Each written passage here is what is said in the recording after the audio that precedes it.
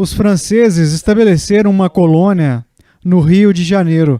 Na época era chamada de Baía de Guanabara. E havia vários católicos romanos que estavam envolvidos nessa colonização, mas havia também uma série de huguenotes. E muitos destes huguenotes eram pastores treinados por Calvino. Na verdade, uma das histórias pouco conhecidas a respeito de Calvino é a mente de um missionário que Calvino foi. E embora ele certamente tivesse estudantes das terras suíças que vieram para Genebra e estudaram na Academia de Genebra, debaixo do ensino dele e seus associados, havia muitos que saíram da França dominada pelo catolicismo romano e vieram para Genebra e estudaram com Calvino e voltaram para a França e levaram o evangelho com eles.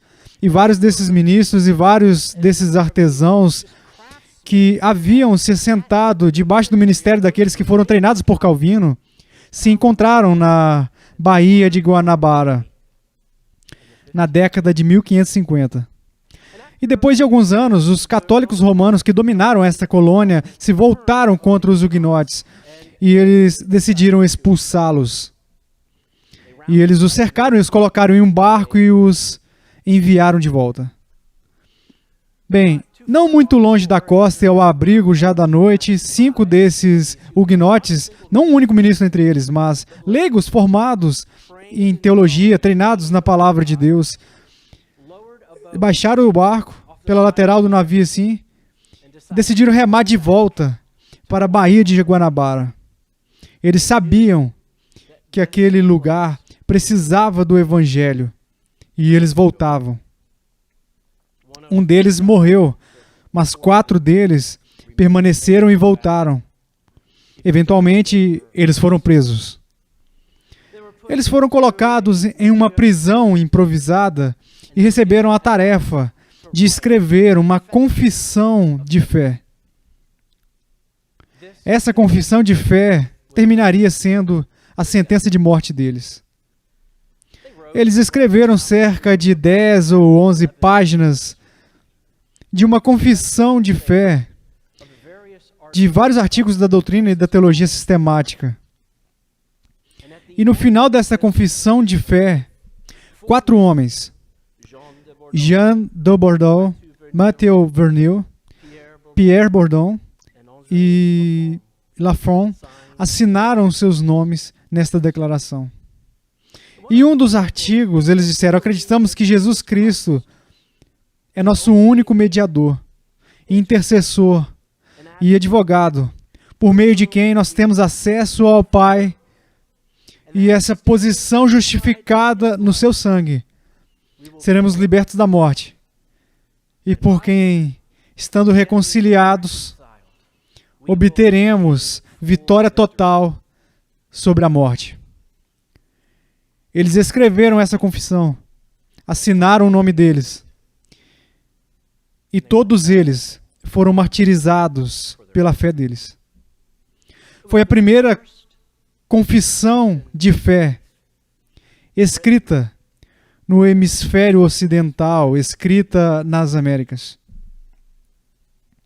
Foi escrito 2 séculos antes da Declaração da Independência. Esta confissão de Guanabara, essa confissão de fé da Guanabara, ele foi escrito antes mesmo de os padrões de Westminster serem escritos. Mas o que é fascinante sobre este texto para mim é que eles o prefaciaram com um verso. De acordo com a doutrina de São Pedro, o apóstolo, em sua primeira epístola, todos os cristãos devem estar sempre prontos para dar uma razão para a esperança que está neles. 1 Pedro, capítulo 3, versículo 15. E que todos os cristãos devem fazer isso com mansidão e bondade. Eles prefaciaram esta confissão de fé com o texto que me foi atribuído nesta sexta-feira. Este locus clássicos da apologética. Agora, quando os teólogos usam esse termo, o que eles querem dizer é que isto é o texto clássico para uma doutrina determinada ou para um determinado campo de estudo. Então, 1 Pedro 3,15 é o locus classicus para a disciplina da apologética. E, por favor, abra comigo na Bíblia de vocês, 1 Pedro capítulo 3, versículo 15. Este versículo que significou muito para esses 4 huguenotes que deram suas vidas pela fé em 1558. 1 Pedro 3,15 está em um contexto e eu vou ler este texto. Começaremos no versículo 8 e leremos até o versículo 18. Finalmente, sede todos de igual ânimo, compadecidos, fraternalmente amigos, misericordiosos, humildes, não pagando mal por mal ou injúria por injúria, antes, pelo contrário, bendizendo, pois para isto mesmo fostes chamados, a fim de receberdes bênção por herança. Pois quem quer amar a vida e ver dias felizes, refreie a língua do mal e evite que os seus lábios falem dolosamente. Aparte-se do mal, pratique o que é bom, busque a paz e empenhe-se por alcançá-la. Porque os olhos do Senhor repousam sobre os justos, e os seus ouvidos estão abertos às suas súplicas. Mas o rosto do Senhor está contra aqueles que praticam males.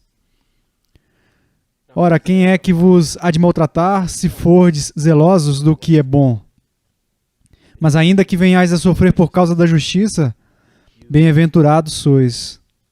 Não vos amedronteis, portanto, com as suas ameaças, nem fiqueis alarmados. Antes, santificai a Cristo como Senhor em vosso coração, estando sempre preparados para responder a todo aquele que vos pedir razão da esperança que há em vós, fazendo todavia com mansidão e temor, com boa consciência, de modo que naquilo em que falam contra vós outros, fiquem envergonhados os que difamam o vosso bom procedimento em Cristo.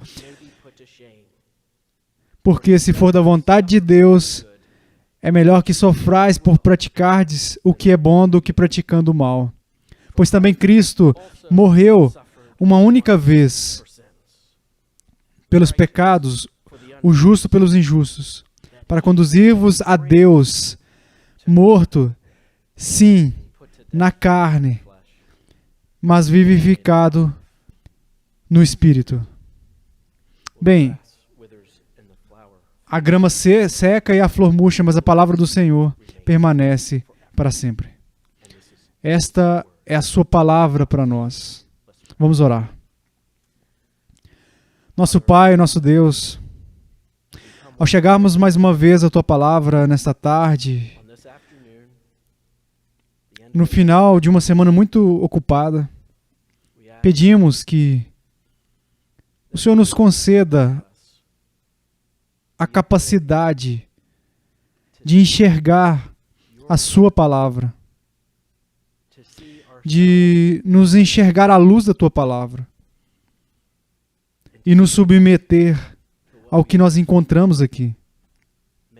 Que o Senhor nos ensine para que sejamos discípulos mais fiéis, para que possamos servir ao Senhor e honrar a Ti, e levar e trazer glória a Ti, pois é isso que o Senhor nos chamou para fazer.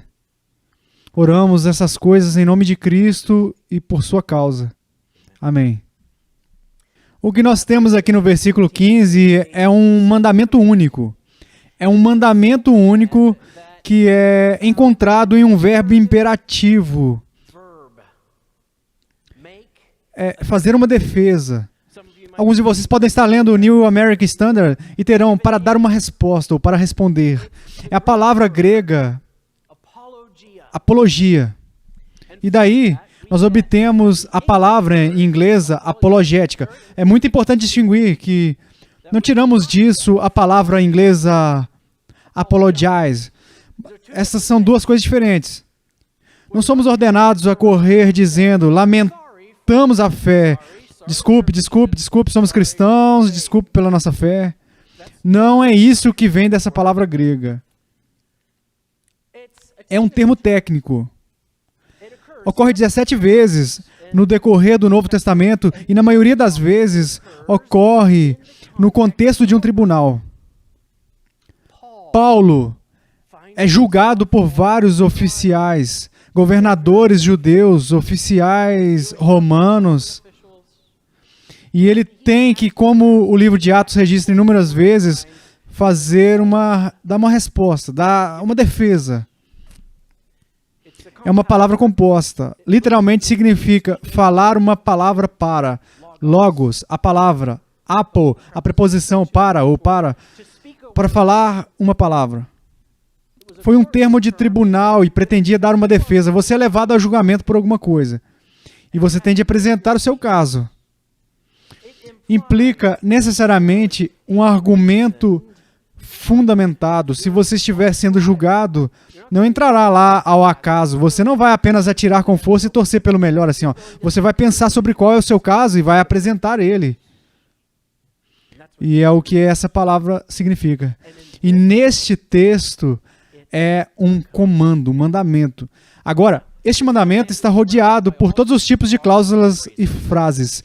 E a primeira coisa que a rodeia é uma premissa ou um fundamento. Então vamos começar com a fundação, com o fundamento. Portanto, o fundamento está no início do versículo 15. Pedro nos diz: antes santificai a Cristo como Senhor em vosso coração.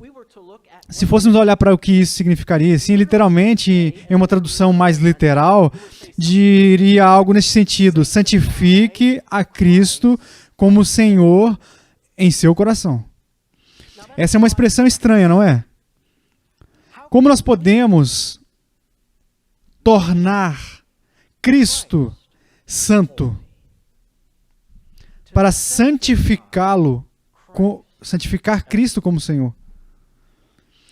Mas a ideia transmitida nessa tradução da ESV de que nós devemos viver à luz do fato de que Cristo é santo. E nós precisamos ter consciência disso. E então nós temos esta palavra para honrar Cristo, o Senhor, como santo. Pedro ama a palavra santo. Ele ama. Ela é popular. Está no capítulo 1. Sede santos, como eu sou santo, disse o Senhor. Aí está o capítulo 1. No capítulo 2, ele nos chama de nação santa, porque pertencemos a um Deus santo. E agora, aqui no versículo 15, enquanto ele se prepara para nos dar este mandamento, ele o inicia com a ideia de reconhecer Cristo, o Senhor, como santo. Por que precisamos fazer isso? Precisamos dessa perspectiva. Na verdade, essa pequena frase no versículo 15 resume os versículos 8 a 14. Veja o que está acontecendo nos versículos 8 a 14. O Senhor conhece o caminho dos justos.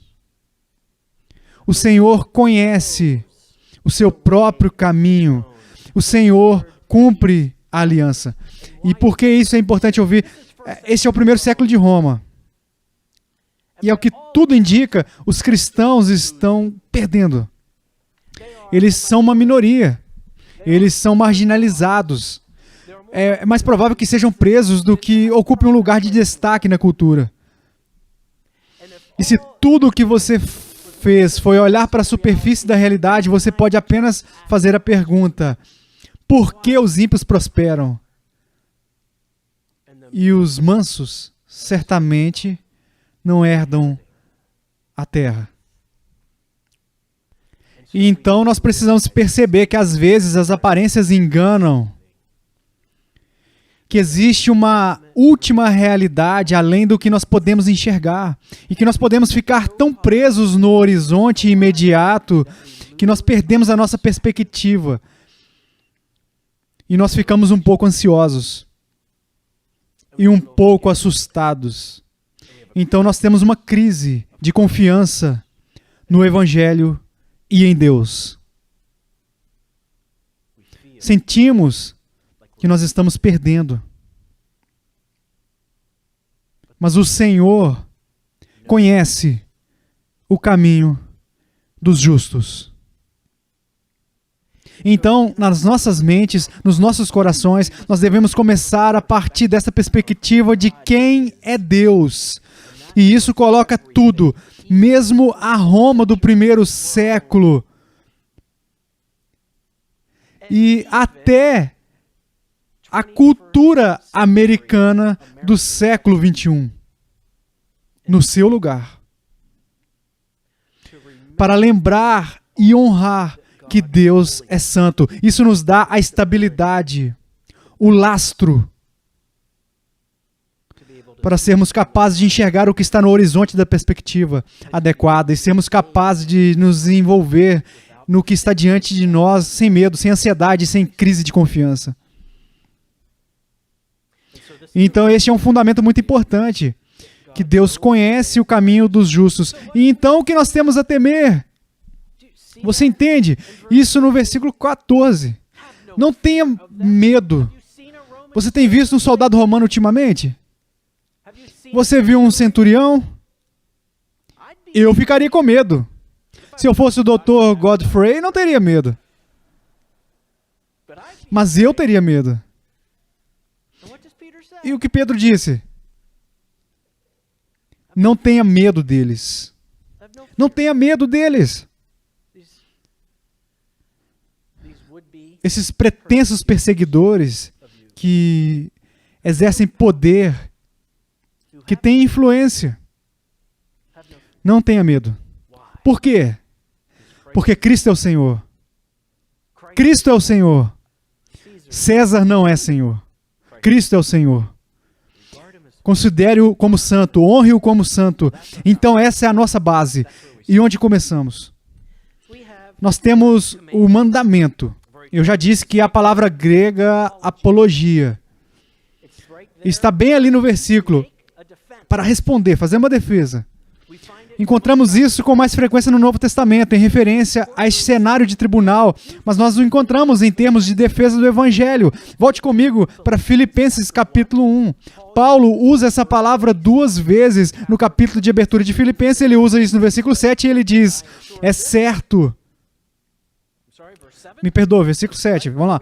É certo que para que eu me sinta assim por todos vocês, porque eu os tenho no meu coração, pois todos vocês são participantes comigo da graça, tanto na minha prisão como na defesa.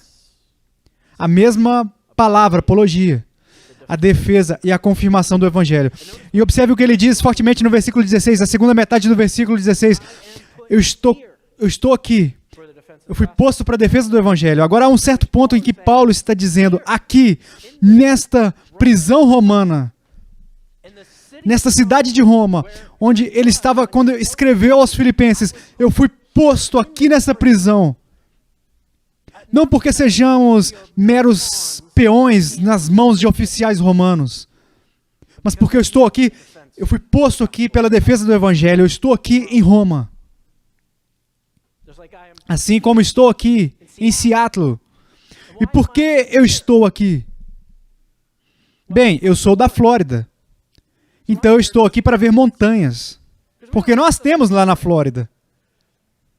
E eu estou aqui para ver neve. E você sabe o que eu gosto na neve? Está à distância. Ela está bem longe no horizonte. Estou aqui para ter dias sem umidade. Agora, por que nós estamos aqui? Nós estamos aqui para encorajar uns aos outros na defesa da fé. E é isso que Paulo diz.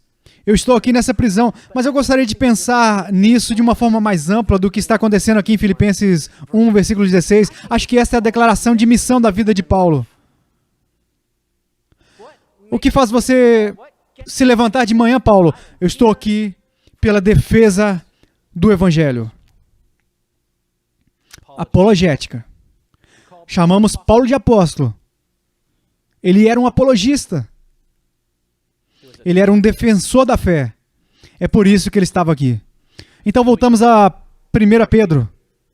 E nós temos este verbo principal, é o mandamento. Acho que em um ponto, eu vi um livro que alguém escreveu por aí chamado Somos Todos Teólogos. Também sinto muita falta dele. época disse que ele deveria escrever uma sequência de acompanhamento e ele deveria chamar todo mundo um apologista. Porque nenhum de nós escapa deste mandamento em 1 Pedro capítulo 3, versículo 15. Pedro não reúne os presbíteros da igreja e diz aos presbíteros: vocês estão treinados, você está sempre pronto para dar uma resposta. Não há nada específico na audiência deste versículo. É um público muito genérico. É muito plural. E se todo mundo é teólogo, eu acho que isso é verdade. Todo mundo é um apologista. Então, como todo mundo talvez não seja o melhor teólogo que pode ser, então nós estudamos e nós nos esforçamos para sermos melhores teólogos, mais fiéis à palavra de Deus e mais fiéis no culto da igreja, no serviço. Então também podemos ser melhores apologistas. Então vamos ver o que Pedro tem a dizer, porque ele envolve este verbo principal com um número de cláusulas que ajudam a eliminá-lo para nós. Em torno desse verbo principal encontramos o quando, o quem, o que e o como. Então, primeiro, o quando. Eu não gosto do quando. O quando é sempre. Eu não gosto de sempre. Que tal às vezes? Na maioria das vezes. Não. Sempre. Sempre pronto. O latim aqui é semper paratus.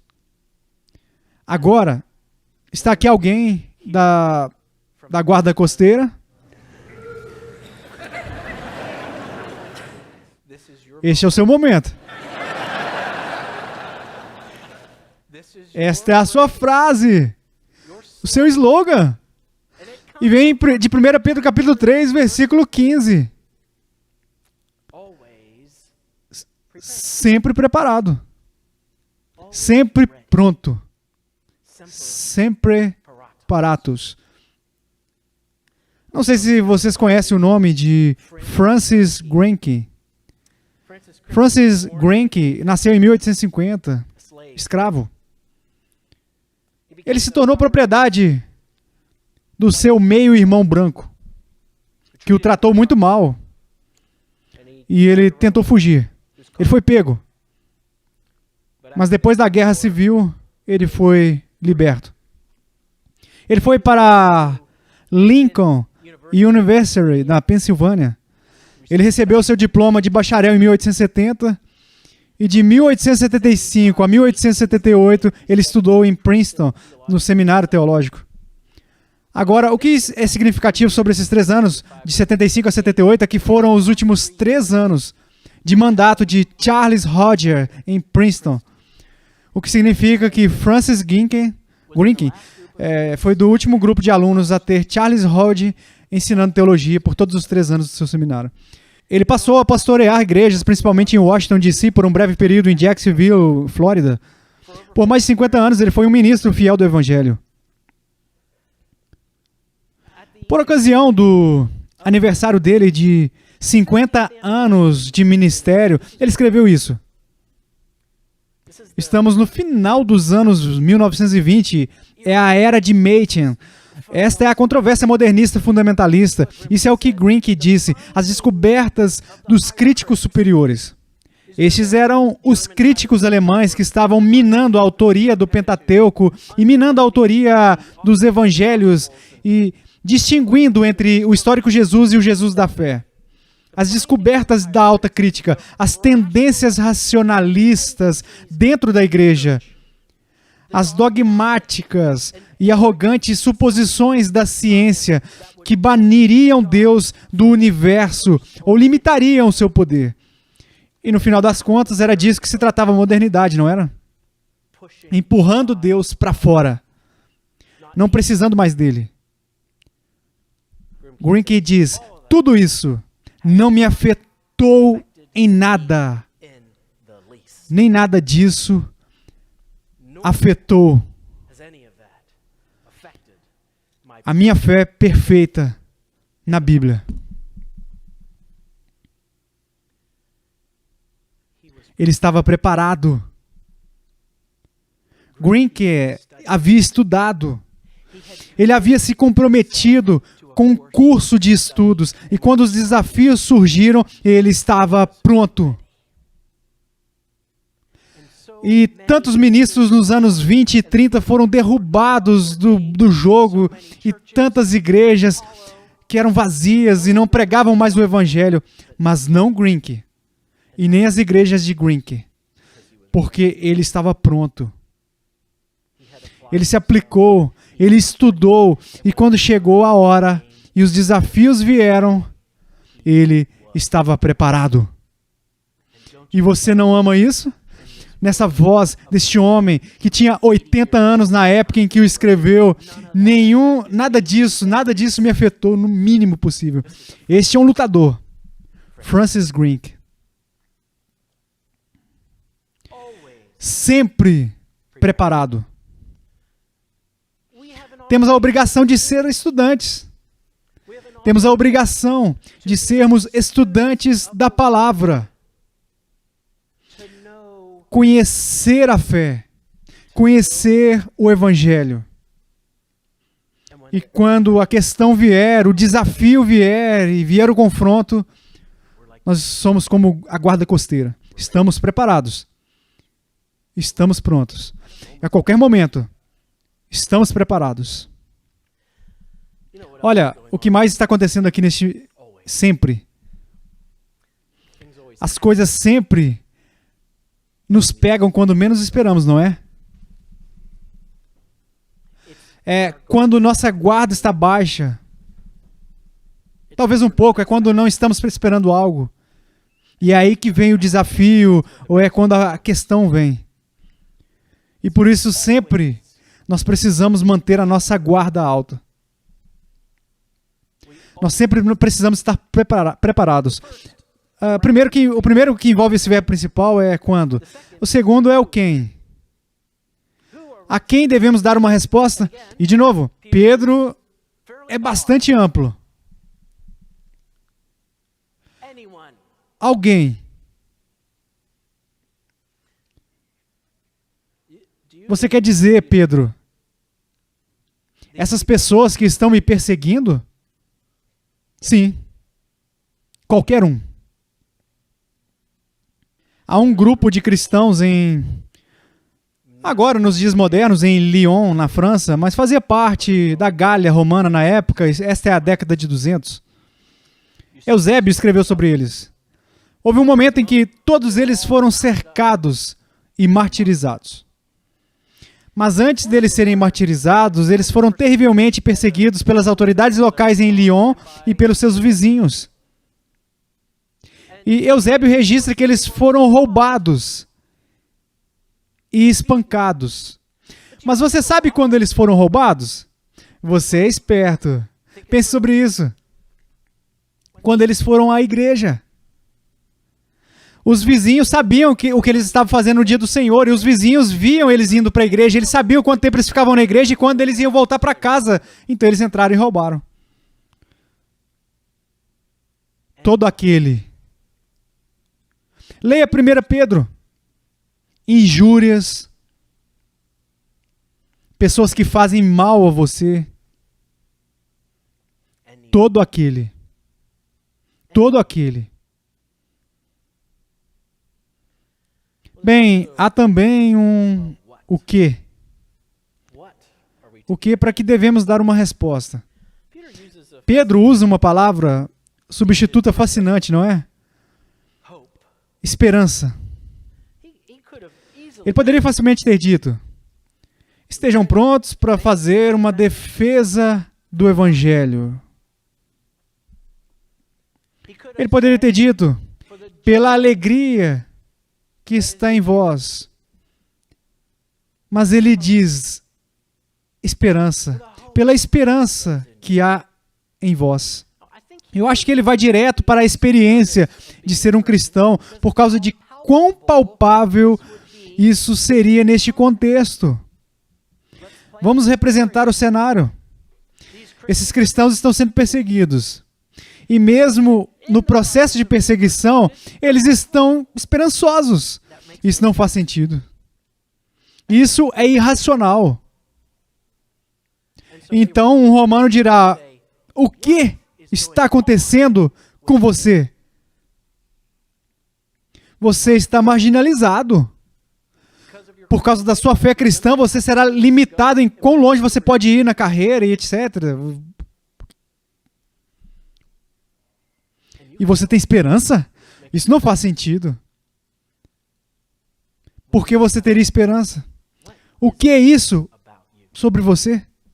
Você entende? É por isso que acho que Pedro usa essa palavra, a esperança, da esperança que há em vós. Não apenas atinge a experiência ou o resultado do Evangelho, mas é muito contente neste momento e neste contexto em que esse texto foi escrito. Isso é exatamente o que João faz em 1 João capítulo 3. Todo aquele que tem essa esperança nele se purifica a si mesmo. João usa a palavra esperança como um substituto para o Evangelho. E aqui Pedro está usando a palavra esperança como um substituto para o Evangelho. Mas é isso que nós devemos defender. É para isso que nós devemos dar uma resposta. É o Evangelho, é o Evangelho, é o Evangelho. É a palavra de Deus. De novo, é assim que nós somos preparados pelo estudo da palavra. Pela palavra se tornando parte de nós. Um dos meus momentos favoritos na vida de Lutero foi quando ele era monge em Erfurt. Isso foi antes de Wittenberg. Isso é antes das 95 teses. Ele estava em Erfurt como estudante, um monge. Ele teve um momento de tempestade. Ele dedica sua vida a ser um monge. E no meio da noite, bate na porta do mosteiro agostiniano de Erfurt e se torna um monge. É uma época horrível. É uma época horrível para Lutero. É uma cidade encantadora, Erfurt. Pequenos riachos e cursos de água assim que atravessam os paralelepípedos e edifícios e uma catedral na colina. É uma época horrível para Lutero, essa charmosa cidade de atração turística. Um tempo de ansiedade. Um tempo de luta. Oh, mas há algo que aconteceu em Erfurt que não podemos perder. Pela primeira vez na vida de Lutero, ele segura uma Bíblia completa em suas mãos.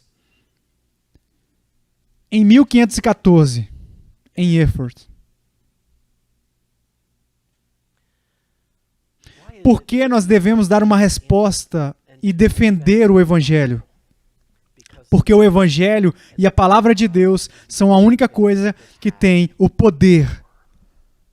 O poder para transformar vidas. O poder de tirar as pessoas das trevas para a luz. O poder de nos transformar. E nós podemos nos apegar a tantas coisas, até mesmo coisas valiosas que para nós fazem parte de uma parcela de uma cosmovisão cristã, mas não é isso que nós somos chamados a defender. Para aquele que está nos pedindo esperança, deles o Evangelho. Esse é o poder. Deles a palavra de Deus, esse é o poder.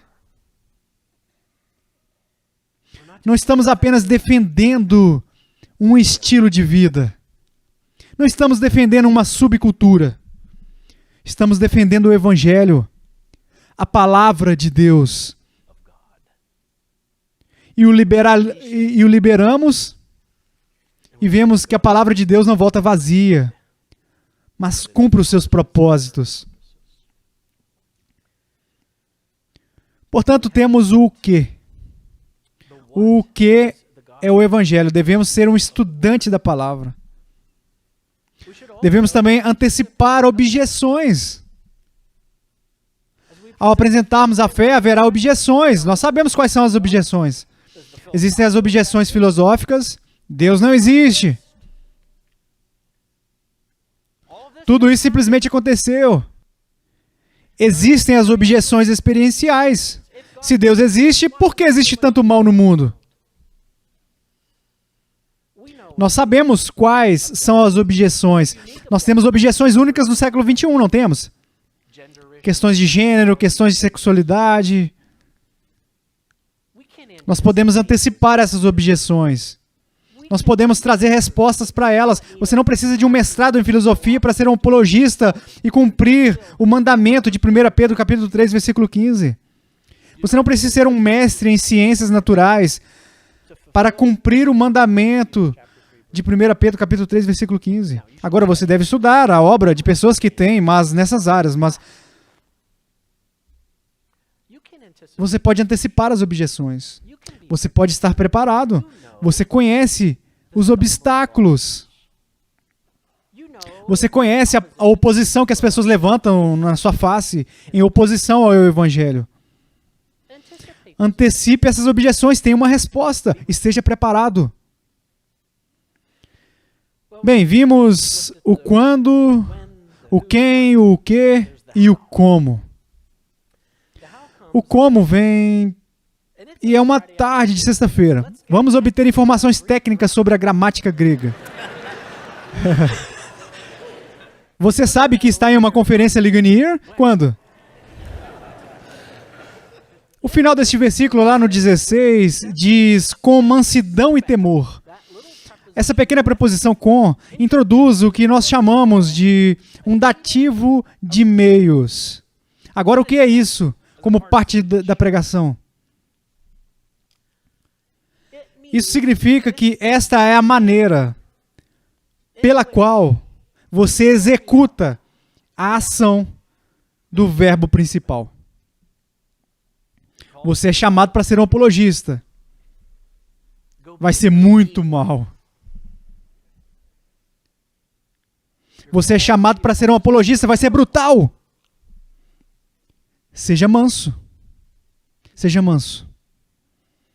Quer dizer, manso com pessoas que são seus perseguidores reais e potenciais, é isso? Sim, manso. Então, e eu acho que isso é um desserviço, essa tradução. Eu amo a Crossway, mas acho que eles não entendem bem aqui, enfim. Respeito. Vá até o capítulo 2, versículo 17. Honre a todos. Veja o capítulo 2, versículo 17. Honre a todos. Ame os irmãos. Tema a Deus. É a mesma palavra. É a mesma palavra. No versículo 15, a palavra não é respeito, a palavra é temor. Reverência. A mesma palavra. Você pode deixar isso descer um pouco mais, afundar? A mesma palavra que é usada para expressar como nos relacionamos com Deus. É a palavra que Pedro usa para nos dizer os meios pelos quais nós damos uma resposta pela fé. Não apenas mansidão, mas um respeito que é marcado pela reverência. Isso é uma virada de jogo, não é? Não é simplesmente conhecer qual é a verdade. É como nós apresentamos a verdade. Está cada vez mais difícil, não é?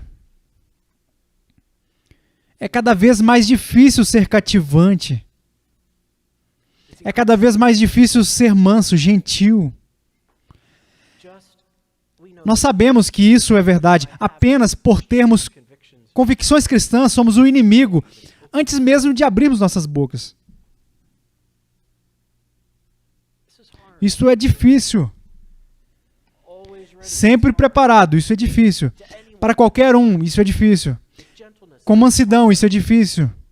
Com temor, isso é muito difícil. Se não estivermos fazendo isso, não estamos seguindo o mandamento. Se não estivermos cumprindo o mandamento da maneira que nós devemos cumpri-lo, não estamos seguindo o mandamento.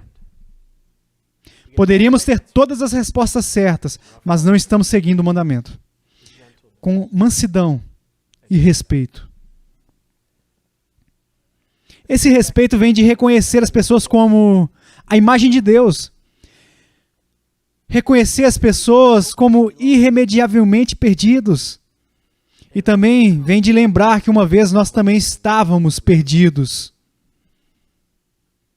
Esquecemos que em um ponto éramos hostis ao Evangelho. E éramos filhos da ira.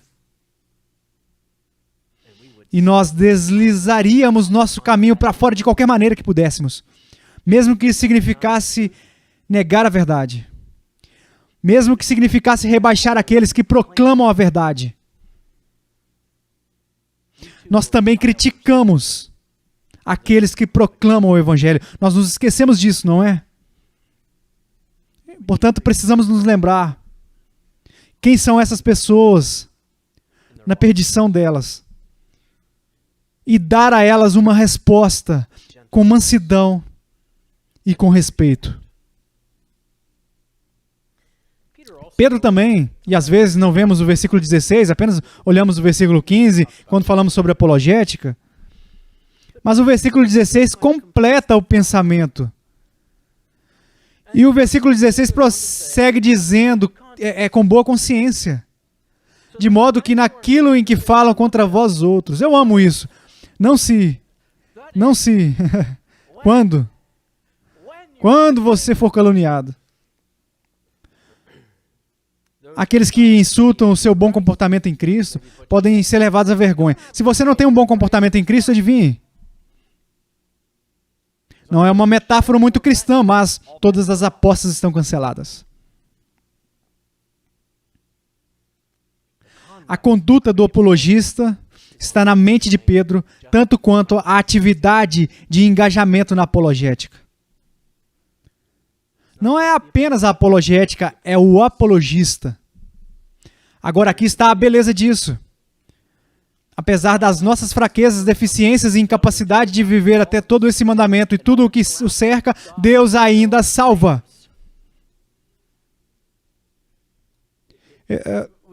Não podemos ter essa noção de que depende de nós que as pessoas venham a Cristo. Não. E seja grato por isso. Volte e olhe, Filipenses capítulo 1, e você verá Paulo dizendo que alguns estão de fato promovendo o Evangelho por motivos muito maus. Você sabe o que Paulo diz? Eu me alegro, porque o Evangelho está sendo pregado, porque é sobre o Evangelho, e a respeito de Deus, e é a obra de Deus, e é exclusivamente a obra de Deus, e é inteiramente a obra de Deus, e é sempre a obra de Deus. Mas isso não nos dá uma desculpa. Isso não nos dá uma desculpa. Não temos uma boa conduta, porque é isso que vai fazer a diferença. Temos a boa conduta porque é isso que nos é ordenado.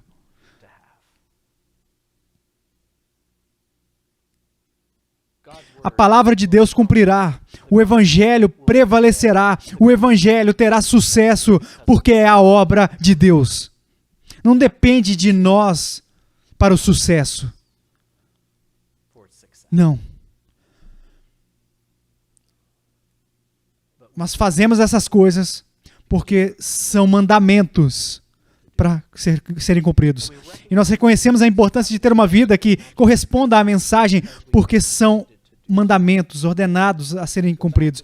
Volte e leia os primeiros versículos do capítulo 3, aí você enxerga o que Pedro ordena às esposas que vivem com os maridos descrentes.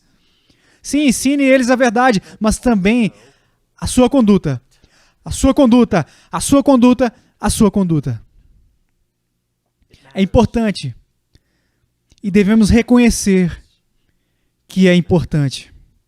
Bem, tivemos o quando, o quem, o que, o como. Nós podemos conversar um pouco sobre o porquê. Por que isso é tão urgente? Bem, nós ouvimos isso na mensagem anterior. É urgente porque o que está em jogo aqui é o Evangelho. E sem Evangelho, as pessoas perecem. Observe o versículo 18. Pois também Cristo morreu uma única vez pelos pecados. O justo pelos injustos. Eu amo como Pedro pode ser conciso. Olha, que se fosse Paulo, ele levaria 20 versículos para explicar isso. Pedro resume o evangelho em um punhado de palavras ali. Ó. O justo pelos injustos. E é isso que o evangelho é. Este é o evangelho que proclamamos. Às vezes ouvimos isso. Chegamos a Deus de mãos vazias. Chegamos ao evangelho de mãos vazias. Não, nós não. Viemos com as mãos cheias de pecado e desprezo vil. Não viemos nus diante de Deus, viemos vestidos com trapos de pecado. E Cristo pegou isso, e Ele tomou isso, como nosso fiel sumo sacerdote, e Ele levou aqueles trapos e os colocou sobre si mesmo. E Ele não vacilou, quando o cálice da ira de Deus foi derramado sobre Ele. E Ele toma o seu manto justo, a vestimenta branca, imaculada da sua justiça. E Ele nos envolve nele. E Ele nos apresenta ao Pai. Esse é o Evangelho. E sem Ele, nós não temos esperança. E sem Ele, eles não têm esperança. É por isso que isso é tão urgente. Somos chamados a proclamar a fé, também somos chamados a defender a fé. E é um mandamento. E eu acredito que todos são apologistas. E é por causa da verdade do capítulo 3 de 1 Pedro, versículo 18. É por causa do Evangelho. E o que o Evangelho faz? O Evangelho, olhe para ele, nos conduz a Deus. Isso nos traz para casa. Isso nos leva ao nosso Pai Celestial. É um comando. Não é um mandamento que devemos usar como um fardo. É um mandamento que devemos assumir como um grande privilégio. E abraçar ele com uma alegria e com desejo. Que possamos dar uma resposta, que possamos defender a fé, que possamos defender este Evangelho, para que Deus traga pecadores para casa. Vamos orar. Pai nosso e Deus nosso, só Tu és santo. Estamos diante de Ti com as vestes justas do nosso Salvador. Por Sua graça, nos permita estar sempre prontos para defender e contender pelo Evangelho. De obediência à Sua palavra e para a Sua glória. Amém.